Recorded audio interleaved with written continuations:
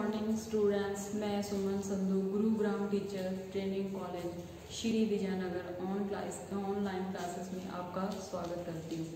तो जो मैंने आपको पहले एक यूनिट करवा दी है, अभी आपको दूसरी यूनिट है। दूसरी यूनिट में आपके पाठ्यक्रम से संबंधित है, यानी कि पाठ्यक्रम होता है सिलेबस। तो मैंने पहले आपको पाठ्यक्रम का क्या करवाया था, अर्थ और परिभाषा हो गई थी। अब जो है आपका टॉपिक वो किस पे चल रहा है, प्रकृति पे, यानी कि नेचर पे चल रहा है कि पाठ्यक्रम का नेचर कैसा होता है, उसकी प्रकृति कैसी है। तो पाठ्यक्रम और शिक्षा का क्या है, दोनों का घनिष्ठ संबंध है। ये क्या है, एक दूसरे के बिना अधूरे हैं। अगर हमारे को शिक्षा में किसी भी लक्ष्य को प्राप्त करना है कि तो उसके लिए हम क्या करते हैं, उसको सिलेबस के माध्यम से चुनते हैं और सिलेबस के माध्यम से ही हम क्या करते हैं, उसको पूरा कर पाते हैं। तो इसमें क्या है, हमारे सिलेबस में कुछ धारणाएं आई थी कि इसमें दो तरीके, पाठ्यक्रम में दो तरीके की धारणाएं आती हैं। एक तो होता है संकुचित धारणा और दूसरी होती है व्यापक धारणा। संकुचित धारणा में क्या होता है कि जो आपको केवल क्लास तक ही जो आपको ज्ञान दिया जाता है, केवल पुस्तकीय ज्ञान ही दिया जाता है और केवल क्लास को पास करने तक ही आपको क्या कर दिया जाता है, उसमें बांध दिया जाता है, जिसमें कि आपका सिलेबस होता है निश्चित होता है। और दूसरी धारणा है वो है आपकी व्यापक। व्यापक में क्या होता है कि आपको जैसे कि नया ज्ञान प्राप्त करने के लिए क्या किया जाता है, केवल पुस्तकीय ज्ञान नहीं दिया जाता है इसमें। और व्यापक में होता है कि आपका जो पाठ्यक्रम होता है, यानी कि आपका सिलेबस होता है वो व्यापक तौर पर होता है। वो जैसे कि आपको जीविकोपार्जन के लिए कोई काम चलाना है या कोई कोर्स करना है, तो उससे संबंधित आपका जो सिलेबस होता है वो दिया जाता है। तो इसमें दो प्रकार की धारणा होती है। अब जो मैं आपको करवा रही हूँ, जो आपका आगे वाला टॉपिक है वो क्या है, हिस्टोरिकल, यानी कि जो हमारा सिलेबस है उसका ऐतिहासिक रूप क्या है, कि प्राचीन काल में शिक्षा या प्राचीन काल में जो आपका सिलेबस था, यानी कि आपका पाठ्यक्रम था, उसका स्वरूप कैसा था। तो उसके बारे में आज आपको मैं बताऊंगी कि इसमें क्या होता है कि यदि हम पाठ्यक्रम का इतिहास का दृष्टि डालें तो स्पष्ट रूप से ज्ञात हो जाएगा कि पाठ्यक्रम के अंतर्गत क्या होता है, विभिन्न प्रकार के ज्ञान का स्वरूप एवं विस्तार क्या होता है, अनिवार्य रूप से संबंधित होता है। इसमें क्या है, समाज द्वारा मान्य उद्देश्यों की क्या होती है, पूर्ति होती है। समाज द्वारा जो मान्य शैक्षिक उद्देश्य होते हैं उन पर निर्भर करता है। इसलिए देश और काल में की भिन्नता के अनुसार पाठ्यक्रम में क्या आई, वैदिक भिन्नता आई। कि वैदिक काल में जो शिक्षा दी जाती थी उसमें क्या होता था कि वैदिक काल वाली शिक्षा थी वो अलग तरीके की होती थी। उसमें क्या होता था कि जो भी शिक्षा दी जाती थी उसका क्या था, वैदिक काल वाली शिक्षा में उसका दृष्टिगत वैदिक काल में भारतीय शिक्षा में क्या प्रमुख क्या था, जो वैदिक काल में शिक्षा थी उसमें भारतीय काल में प्रमुख था ईश्वर भक्ति, यानी कि ईश्वर को पाने के लिए साधना करने से संबंधित शिक्षा दी जाती थी। और इसका प्रमुख उद्देश्य केवल था भक्ति एवं धार्मिक भावना का उद्भव करना। तो इसमें क्या होता था कि बालकों के चरित्र का निर्माण करना होता था, बालकों के चरित्र का निर्माण और उनके व्यक्तित्व का विकास करना और उनकी सामाजिक कुशलता में वृद्धि करना, ये सारा कुछ क्या था, प्राचीन काल की शिक्षा में बच्चों को दिया जाता था। कि जो हमारी वैदिक काल, यानी कि पुराने जमाने में जो शिक्षा थी वो क्या थी, ईश्वर और धार्मिक भक्ति को पाने से संबंधित शिक्षा थी। उसमें क्या था, बच्चे के चरित्र का निर्माण करना और उसमें क्या, उसके चरित्र का और समाज से संबंधित उसको क्या होता था, विकास करना होता था। और इसमें क्या होता था, उस समय का पाठ्यक्रम क्या था, अत्यंत विस्तृत यानी कि बड़ा, अत्यंत विस्तृत यानी कि बड़ा था। उस समय जो शिक्षा दी जाती थी वो क्या होती थी, पराविदा और अप्राविदा, दो तरीके की शिक्षा दी जाती थी। एक तो क्या थी, पराविदा, और दूसरी क्या थी, अप्राविदा। तो पराविदा शिक्षा में क्या होता था, धार्मिक साहित्य से संबंधित शिक्षा होती थी। पराविदा की शिक्षा कैसी होती थी, धार्मिक साहित्य से संबंधित होती थी। और जो अप्राविदा शिक्षा थी वो क्या थी, लौकिक या सांसारिक, किससे संबंधित, लौकिक या सांसारिक ज्ञान से संबंधित होती थी। और उस टाइम की शिक्षा में दोनों का समावेश था, किस का, पराविदा का और अप्राविदा का। पराविदा में क्या होती थी, धार्मिक और साहित्य शिक्षा, और जो अपराविदा थी उसमें कौन सी शिक्षा थी, लौकिक और संसारिक, यानी कि संसार से संबंधित दोनों शिक्षा का क्या था, समावेश था। उस समय जो शिक्षा दी जाती थी वो कहाँ पे दी जाती थी, बच्चों को गुरुकुलों में, यानी कि जो गुरु का आश्रम था वहां पे जाके शिक्षा प्राप्त करनी पड़ती थी।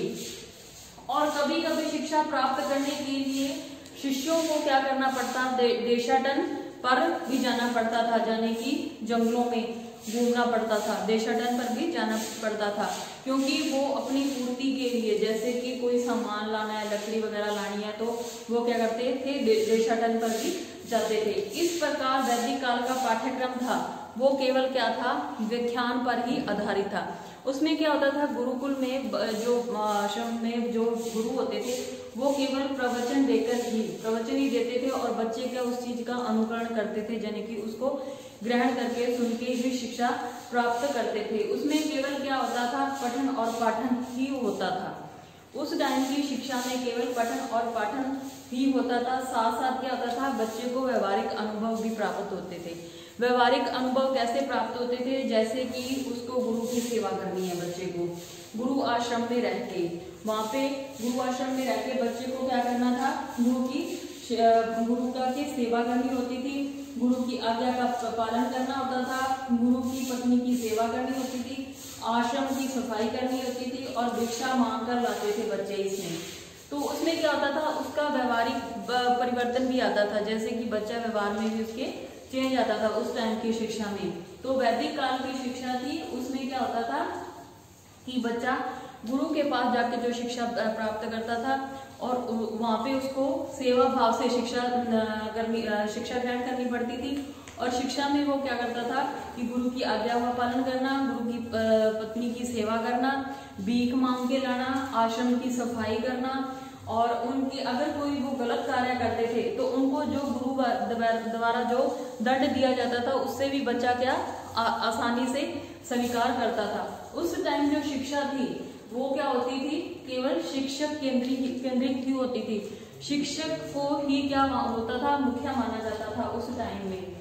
उसके बाद क्या होता था कि कभी कभी शिक्षा प्राप्त करने से शिष्यों को देशाटन पर भी जाना पड़ता था। वैदिक कालीन की शिक्षा थी वो केवल पठन और पाठन के साथ बच्चे को व्यवहारिक अनुभव प्राप्त करने के लिए भी समय व्यतीत करती थी, व्यवहारिक ज्ञान प्राप्त करने के लिए साथ ही इसका समय व्यतीत होता था।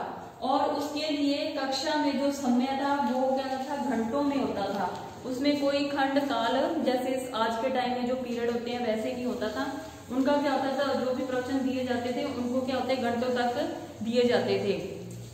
तो ये तो होती थी प्राचीन काल के समय की शिक्षा, कि प्राचीन काल में शिक्षा बच्चे को कैसे दी जाती थी। लेकिन जैसे जैसे हमारी इसमें परिवर्तन आता गया शिक्षा के और इसमें शिक्षा में चेंज आता गया, वैसे वैसे जैसे जैसे आधुनिक काल आया तो उसमें क्या था, यूरोप और अमेरिका।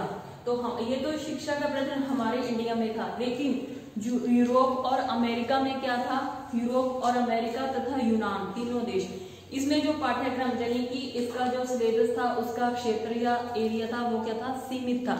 उसमें वहां पे क्या होता था, यूरोप और अमेरिका में शिक्षा का उद्देश्य केवल छात्रों को पढ़ने लिखने एवं सामान्य, वहां पे यूरोप यूनान अमेरिका में जो शिक्षा का मुख्य जो सिलेबस था उनका पाठ्यक्रम था वो क्या था, सीमित ही था। और वहां पे जो शिक्षा का उद्देश्य था छात्रों को पढ़ने लिखने एवं सामान्य गणना कर सकने योग्य बना दिया जाता था। कहाँ पे, अमेरिका में। तो उनका केवल क्या था, पढ़ने लिखने और सामान्य गणना करने तक का योग्य बना दिया जाता था। और उस समय का जो पाठ्यक्रम था उनका सिलेबस था वो किस पे आधारित था, 3RS। ठीक है, तो 3RS तक ही सीमित था। तो उसमें क्या होता था कि जो प्राचीन यूनान है, प्राचीन यूनान में क्या था कि वहां पे राज्य जो था उनका, प्राचीन यूनान का राज्य था स्पार्टा। स्पार्टा में क्या होता था, युद्ध रत वो देश था जो युद्ध चलते रहते थे। तो वहां पे जो बच्चों को शिक्षा दी जाती थी उसका जो सिलेबस था यानी कि इसका जो पाठ्यक्रम था वो केवल क्या था, शारीरिक विकास करना बच्चे का, केवल शारीरिक विकास और इसकी शस्त्र की विद्या देना, यानी कि उसको जो शस्त्र चलाना सिखाया जाता था। कहाँ पे, इसके यूनान का जो प्राचीन यूनान है उसके स्पार्टा राज्य में जो उनका सिलेबस था, जो उनकी शिक्षा बच्चों को देनी होती थी वो कैसी थी? वो केवल शिक्षा थी, बच्चों के शारीरिक विकास और योग शस्त्र चलाने की विधा ही दी जाती थी, उसी का ही ज्ञान दिया जाता था वहां पे यूनान राज्य में। तो इसके साथ ही जो उसका जो रत्रमंड था वहां का शारीरिक और प्राचीन काल में विकास होता था शस्त्र शास्त्र का ही। जबकि जो उनका एथेंस राज्य था, एथेंस नगर का जो राज्य था वहां पे क्या था कि जो उनकी शिक्षा थी वहां पे एथेंस नगर का था, जो वहां पे क्या थी? शांति थी, वहां पे कोई युद्ध नहीं होता था। तो वहां की शिक्षा थी यानी कि जहाँ का वहां का जो सिलेबस था वो कैसा था? वो वाला सिलेबस उनका क्या था कि शांति के कारण वहां का सिलेबस था, पाठ्यक्रम था साहित्य दर्शन और ललित कलाओं पर अधिक महत्व दिया जाता था। यानी कि ललित कलाएं और उनके साहित्यिक दर्शन पर अधिक ध्यान दिया जाता था क्योंकि वहां पे शांति थी। और यूनान के स्पार्टा राज्य में क्या था? वहां पे युद्ध चलता रहता था। तो वहां की जो विधा थी, जो शिक्षा थी वो वैसी थी कि बच्चे को केवल शारीरिक ज्ञान और उससे संबंधित शिक्षा ही दी जाती थी। और जो इसका राज्य था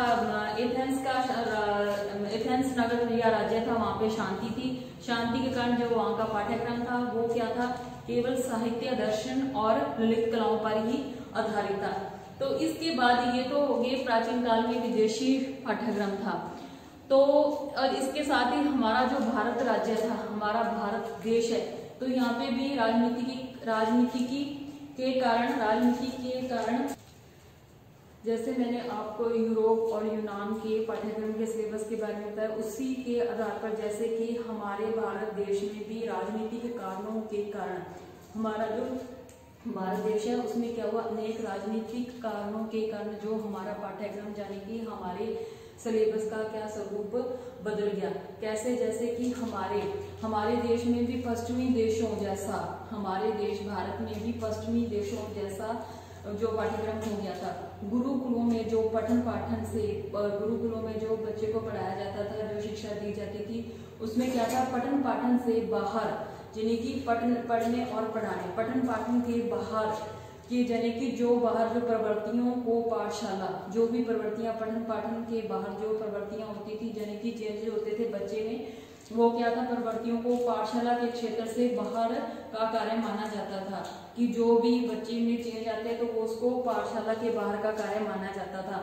तो उसमें क्या था कि विद्यालयों में पाठ्यक्रम था, जो विद्यालयों का सिलेबस था उसमें क्या था? अन्य विषयों के साथ साथ ऐसी प्रवृत्तियों का भी समावेश किया गया कि जो बच्चे को विद्यालय में पढ़ाया जाता था उसमें क्या था कि पाठ्य विषयों के साथ साथ जो कि उनका पुस्तकीय ज्ञान होता था, उन विषयों के ज्ञान के साथ साथ उनके साथ ऐसी प्रवृत्तियों का भी समावेश किया गया था जिसमें कि बालक को बौद्धिक ज्ञान के साथ साथ, यानी कि उसके बौद्धिक ज्ञान के साथ साथ उसके स्वास्थ्य और सौंदर्य बोध का भी सृजनात्मक विकास हो सके तथा अन्य महत्वपूर्ण गुणों का विकास हो सके। क्यों? क्योंकि हमारे भारत देश में भी पश्चिमी देशों जैसा पाठ्यक्रम अपनाने की क्या होती परंपरा चल चुकी थी, क्योंकि राजनीतिक कारण थे कुछ ऐसे, अंग्रेजों ने कुछ ऐसा रखा था हमारे भारत देश में। तो भी हमारे भारत देश में भी अंग्रेज लोग क्या करना चाहते थे? अंग्रेजी का माध्यम की स्थापना करना चाहते थे, जिसके से कि हमारे जो पाठ्यक्रम में हमारे सिलेबस में भी कुछ बदलाव आया। उनका ये मुख्य तौर पर यही था कि बच्चे का जो है प्रवृत्तियां हैं, मूल प्रवृत्तियां, उनका क्या है? सौंदर्यात्मक और सृजनात्मकता का विकास हो। तो ये तो था आपका प्राचीन यानी कि ऐतिहासिक काल था कि हमारे जो प्राचीन काल में शिक्षा का पाठ्यक्रम यानी कि सिलेबस कैसा था। तो जो अब जैसे जैसे हमारे यहाँ पे सदी का विकास हुआ, 19वीं सदी के बाद 20वीं सदी आई, तो 20वीं सदी में क्या था कि जो हमारे सिलेबस का उत्तरोद्वार यानी कि हमारे पाठ्यक्रम का जो उत्तरोद्वार था उसके क्षेत्र में क्या व्यापकता आई। तो उसमें क्या था कि हमारे क्षेत्र में निरंतर व्यापकता की ओर बढ़ा, जिसके अंतर्गत की बच्चे की विविध प्रवृत्तियों का समावेश होता चला गया।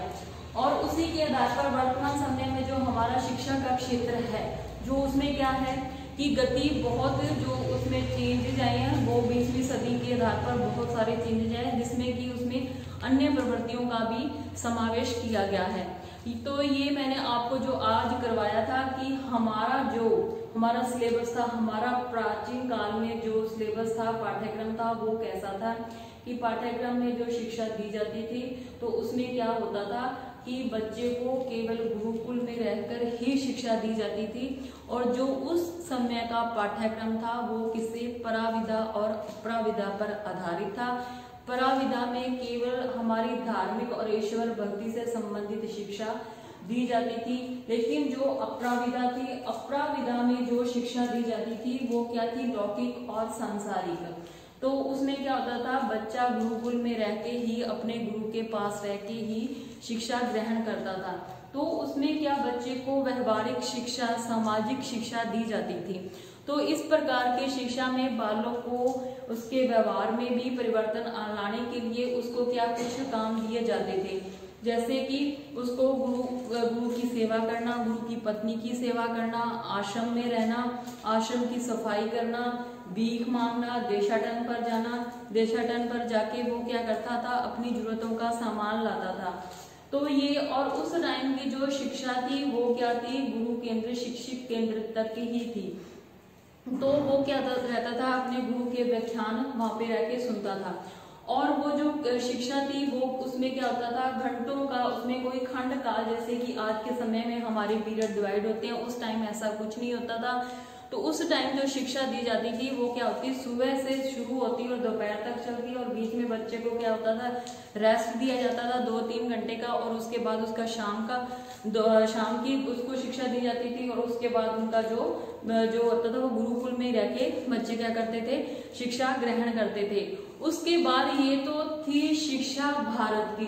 तो जो इसके भारत की शिक्षा के बाद जो हमारा जो सिलेबस था, जैसे कि मैं बता रही हूँ कि हमारे यूरोप, अमेरिका जैसे देश हैं तो तथा यूनान, इनका सिलेबस कैसा था, इनका सिलेबस था सीमित था। इनका जो एरिया था, सिलेबस या इनका पाठ्यक्रम था वो क्या था, क्षेत्र इनका सीमित था। इसमें शिक्षा कैसे दी जाती थी, इसमें यूरोप और अमेरिका में शिक्षा का उद्देश्य केवल पढ़ने लिखने तक ही सीमित थी, क्योंकि बच्चे को सामान्य गणना योग्य, पढ़ना लिखना और सामान्य गणना योग्य ही बनाया जाता था बच्चे को। इतनी ही शिक्षा, इतना ही सिलेबस होता था। लेकिन वहां पे जो उस समय का जो उनका पाठ्यक्रम था वो 3RS पर आधारित था। ये तो था अमेरिका और यूनान की शिक्षा। और जो प्राचीन राज्य, प्राचीन यूनान है, यूनान का जो राज्य है स्पार्टा, स्पार्टा में क्या होता था, युद्ध रहता, वहां पे क्या था, हमेशा युद्ध चलता रहता था। तो वहां का जो पाठ्यक्रम था वो वहां पे बच्चों के शारीरिक विकास और शस्त्र संबंधी शिक्षा दी जाती थी, कि यूनान के स्पार्टा राज्य में ऐसी शिक्षा दी जाती थी। और इसके साथ ही जबकि एथेंस राज्य था, एथेंस राज्य में क्या था, शांति थी एकदम। तो वहां की जो शिक्षा थी वो कैसी थी, साहित्य और दर्शन पर आधारित थी, साहित्य, दर्शन और ललित कलाओं पर आधारित थी। इसी के साथ ही हमारा जो भारत राज्य है इसमें भी कुछ राजनीतिक परिवर्तन आए। राजनीतिक परिवर्तनों के कारण हमारी शिक्षा की वो क्या होगी, पश्चिमी देशों जैसी होगी। तो इसमें पश्चिमी देशों के जैसे, पश्चिमी देशों जैसी होगी, जैसे कि इसमें पहले जो शिक्षा गुरुकुलों में दी जाती थी, लेकिन वहां पे क्या था, केवल पठन और पाठन की प्रवृत्तियों को ही अपनाया जाता था। तो अब जो हमारा भारत देश था उसमें पठन और पाठन जो है कि वो केवल बाहर की, जैसे पाठशाला के क्षेत्र से बाहर का कार्य है, जिसमें कि छात्र क्या करता है कि अपने जो जिस बालकों से संबंधित विद्यालयों से पाठ्यों के विषयों के साथ साथ इसी प्रवृत्तियों का समावेश किया जाता है, जिसमें कि बालक का बौद्धिक ज्ञान के साथ साथ उसके स्वास्थ्य और बोध सृजनात्मकता का भी उसमें महत्व बढ़े और महत्वपूर्ण गुणों का विकास किया जाता था। तो ये तो थी हमारा प्राचीन काल के समय का सिलेबस। तो अब जो 20वीं सदी है, 20वीं सदी में जो हमारा सिलेबस था उसमें क्या था कि हमारे पाठ्यक्रम में बहुत उत्तराधार आया, उसमें बहुत ज्यादा चेंजेस आए। तो इस क्षेत्र में क्या था, उस क्षेत्र में क्या निरंतरता, व्यापकता की और बढ़ा हमारा सिलेबस था, जो हमारा पाठ्यक्रम था। इसके अंतर्गत विभिन्न प्रकार की प्रवृत्तियों का समावेश होता चला गया। और अब क्या है, वर्तमान समय में इसके क्षेत्र की गति में बहुत तीव्रता आई है, तेजी से ये बढ़ा है। तो उसमें क्या अन्य प्रवृत्तियों क्या हुआ है, समावेश हुआ है। तो आज तो मैंने जो आपको करवाया है वो तो था आपका प्राचीन यानी आपका जो सिलेबस है उसका इतिहास कैसा था। तो कल जो मैं आपको करवाऊंगी कि हमारे 20वीं सदी का जो सिलेबस है वो किन किन प्रवृत्तियों पर आधारित है और उस सिलेबस में क्या क्या चेंज करवाए गए। तो ये तो था आपका जो सिलेबस है, जो प्राचीन काल का पाठ्यक्रम था वो कैसा था। अब जो आपका टॉपिक आएगा वो क्या आएगा कि 20वीं सदी का यानी कि वर्तमान समय में जो आपका सिलेबस है वो कैसा है। तो इसी के साथ ही आज की क्लास यहीं खत्म होती है। धन्यवाद।